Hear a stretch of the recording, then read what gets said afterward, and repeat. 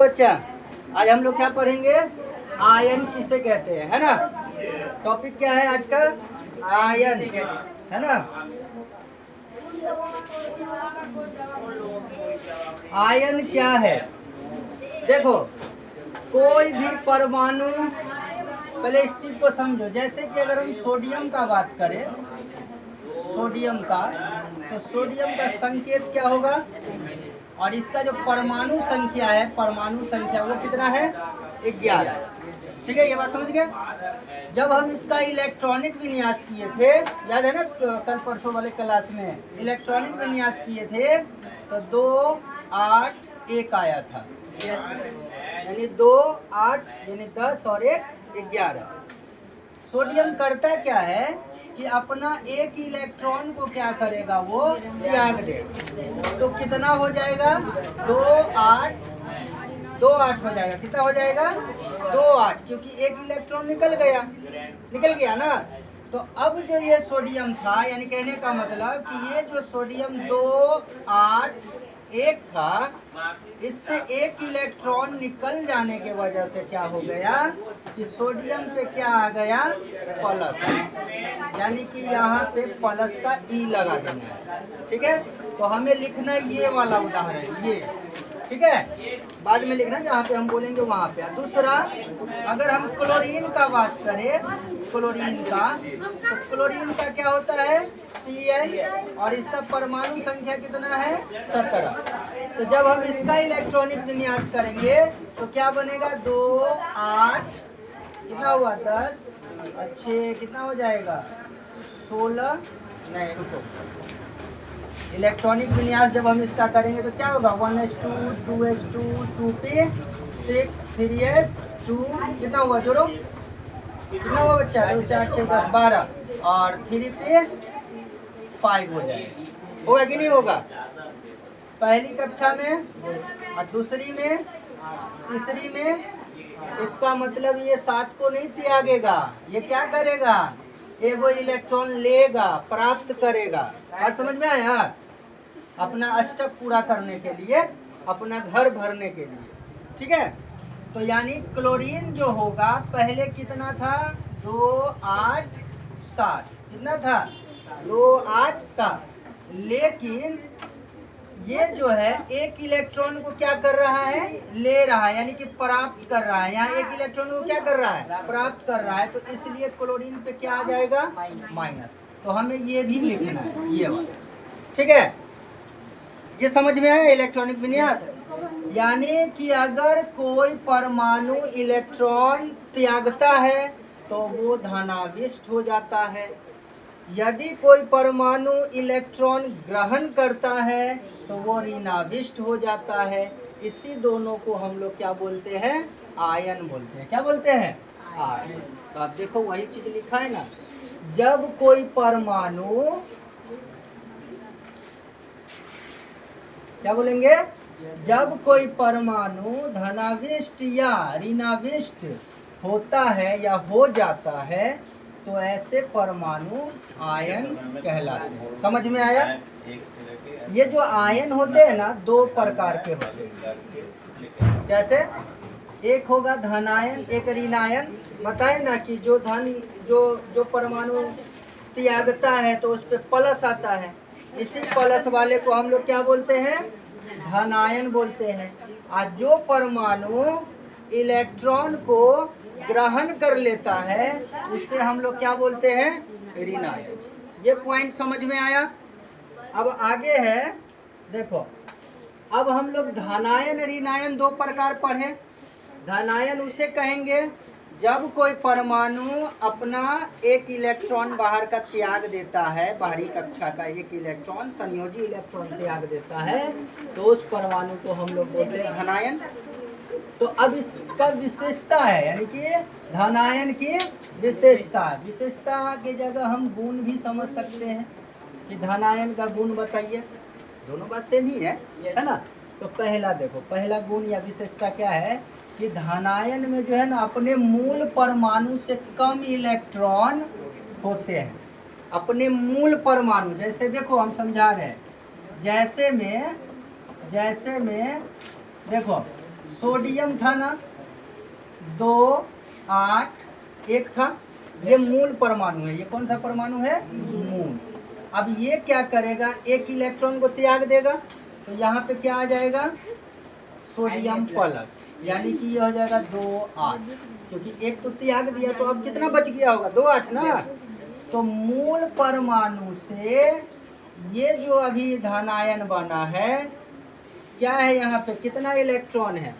कम electron है ना, ये देखो ना, यहाँ 11 गो था, एक को त्याग दिया, अब कितना ये बच गया? तो इसका मतलब है कि कम इलेक्ट्रॉन होता है किसमें? धनायन। उसके बाद देखो बच्चा, यहाँ क्या लिखा है? धनायन पर जो है ना धन आवेश रहता है। ये देखो, यही आया, इसी को लिख देना उदाहरण में, ऐसे करके उदाहरण में लिख देंगे Na, और ऐसे कर देंगे, और ऐसे प्लस हो गया, क्योंकि इस पे धन आवेश रहता है। दूसरा देखो, परमाणु के धनायन में बदलने पर भी उसकी जो परमाणु संख्या है ना अपरिवर्तित रहती है। मतलब कि वो तो इलेक्ट्रॉन का ना आदान प्रदान करता है, त्यागता है या प्राप्त करता है, परमाणु संख्या को नहीं ना बदलता है। अगर सोडियम का परमाणु संख्या 11 है तो वो 11 ही रहेगा। क्लोरीन का परमाणु संख्या अगर 17 है तो वो 17 ही रहेगा। बात समझ में आ रहा है? तो वो नहीं बदलता है, यानी कि अपरिवर्तित रहेगा। क्या चीज? परमाणु संख्या। दूसरा, धनायन का जो इलेक्ट्रॉनिक विन्यास अगर हम करेंगे तो उसके निकटतम उत्कृष्ट गैस के वो क्या हो जाएंगे? समान हो जाएंगे। जैसे पोटेशियम का नाम सुना होगा कि पोटेशियम का परमाणु संख्या 19। अगर हम इसका इलेक्ट्रॉनिक विन्यास करें, मान लो यहाँ पे नीचे हम करके दिखाते हैं, तो 1s2 2s2 2p 6 3s2 और 3p, पहले जोड़ लो आप कितना होगा? 4 6 10 2 12, 12 और 6 18। उसके बाद क्या आ जाता है? 4s आ जाता है। फॉर्मूला याद है ना, वो इलेक्ट्रॉनिक विन्यास वाला हम लिखा दिए थे। तो कितना हो जाएगा यहाँ पे? देखो जरा, यहाँ 2 हो गया, यहाँ पे 8 हो गया, इसमें भी 8 हो गया, और इसमें क्या होगा? पहले ये 19 हुआ, 12 6 18 19 हो गया। बाहरी इलेक्ट्रॉन कितना है बच्चा? अब ये पोटेशियम क्या है? पोटेशियम है हमारा ये वाला, देखो पोटेशियम है 2 8 8 A, लेकिन ये क्या करता है? एक इलेक्ट्रॉन को त्याग देता है, इसलिए इस पे क्या आ जाता है? प्लस, यानी कि ये बन जाता है 2 8 8। कितना हो जाएगा इलेक्ट्रॉन? पहले 19 था, देखो ना, एक त्याग दिया तो कितना बच गया? तो 18 कौन सा परमाणु होता है? कौन सा ऐसा परमाणु जिसका परमाणु संख्या 18 होता है? आर्गन। क्या होता है वो? आर्गन। क्या बोलते हैं उसको? आर्गन। तो जहाँ पे पोटेशियम होता है उसी के आजू बाजू में कौन रहता है? जिसको बोलते हैं हम लोग Ar। आर्गन को क्या बोलते हैं? तो हुआ ना निकटतम। देखो ना यहाँ पे लिखा है, धनायन का इलेक्ट्रॉनिक विन्यास उसके निकटतम उत्कृष्ट गैस के समान होता है। आप बोलोगे उत्कृष्ट गैस क्या है? तो देखो, हीलियम उत्कृष्ट गैस ना 5 गो होता है। हीलियम, नियॉन, आर्गन, क्रिप्टन है ना, जेनॉन और एक रेडॉन। 6 गो होता है। 6 गो होता है। कितना होता है? 1 2 3 4 5 6 गो होता है। ठीक है, helium, neon, argon, krypton, xenon, radon, ये उत्कृष्ट गैस है। और जिसमें ये जो आर्गन है, आर्गन जो होता है वो पोटेशियम के साथ में रहता है, यानी कि निकटतम पड़ोसी है उसका, होता है ना पड़ोसी सब, उसी हिसाब का, उसी के समान हो जाता है पोटेशियम जब धनायन में बदलता है। ठीक है, अब उसके बाद देखो लास्ट, धनायन का जो आकार है उसके मूल परमाणु के आकार से छोटा होगा। मूल परमाणु कितना था? देखो अगर हम बात करें यहाँ तो कितना है मूल परमाणु? 19। और ये कितना हो गया? तो हुआ कि नहीं? पता हुआ कि नहीं हुआ? ये समझ गए? चलो अब देखो, अब आते हैं हम लोग ऋणायन। तो ऋणायन में भी सेम, बस थोड़ा उल्टा है। देखो अगर हम इसमें एक उदाहरण ले लें क्लोरीन का, तो क्लोरीन का क्या होगा? 2 8 और 7 हो जाएगा। कितना हो जाएगा? क्योंकि क्लोरीन का परमाणु संख्या कितना होगा? 17। तो 2 8 10 और 7 17। ये क्या करेगा? इलेक्ट्रॉन को त्याग देगा, सॉरी ले लेगा, प्राप्त कर लेगा। तो कितना हो जाएगा? इस पे माइनस का हो जाएगा। तो हो जाएगा ये 2 8 8 बढ़ गया इसमें एक इलेक्ट्रॉन। तो ये देखो इस पे क्या आ गया? माइनस। तो माइनस को ही तो हम लोग ऋण आयन बोलते हैं, माइनस को। तो देखो ऋण आयन में अपने मूल परमाणु से अधिक इलेक्ट्रॉन रहता है। मूल परमाणु तो ये वाला है, मूल इलेक्ट्रॉन सॉरी परमाणु तो ये है ना। अब यहाँ देखो ना, ये एक इलेक्ट्रॉन ले लिया, यानी कि इसमें जुड़ गया एक इलेक्ट्रॉन। यस, तो हो गया ना इस पे माइनस। तो है कि नहीं? देखो ना यहाँ पे क्या लिखा है, ऋण आयन में अपने मूल परमाणु से अधिक इलेक्ट्रॉन रहता है। ऋण आयन में है कि नहीं? एक ज़्यादा। दूसरा है कि ऋण आयन पर ऋण आवेश रहता है कि नहीं? ऋण आवेश माइनस। ठीक है, ये भी समझ गए। इसी को उतार लेना ऐसे करके, जैसे में उतार लेना ऐसे। ये Cl जो है 2 8 7 था, इसमें एक इलेक्ट्रॉन जुड़ गया तो हो गया Cl माइनस, बस। यानी कि 2 8 8। समझ में आया बच्चा? अब आगे आते हैं। अब इसमें है देखो, परमाणु के ऋण आयन में बदलने पर भी उसकी परमाणु संख्या नहीं बदलती, जैसे उसमें बताया। ठीक है, अगर क्लोरीन का परमाणु संख्या 17 है तो 17 ही रहेगा, चाहे इलेक्ट्रॉन इधर उधर हो जाए। ऋण आयन एवं उसके निकटतम उत्कृष्ट गैस के इलेक्ट्रॉनिक विन्यास के समान होते हैं। जो ऋण आयन होते हैं, है ना, और उसके जो इलेक्ट्रॉनिक विन्यास होंगे वो अपने आजू बाजू के ही होंगे। जैसे कि क्लोरीन है, क्लोरीन 2 8 7 है, लेकिन ये अगर माइनस में आ जाता है तो कितना हो जाता है? 2 8 8 18 हो गया। तो 18 ये जो किसके समान हो जाएगा? आर्गन के समान हो जाएगा। 17 18 ये कितना हो जाएगा? ये रियल में जो आर्गन है, आर्गन का परमाणु संख्या होता है 18। क्लोरीन का जो रियल में परमाणु संख्या होता है 17।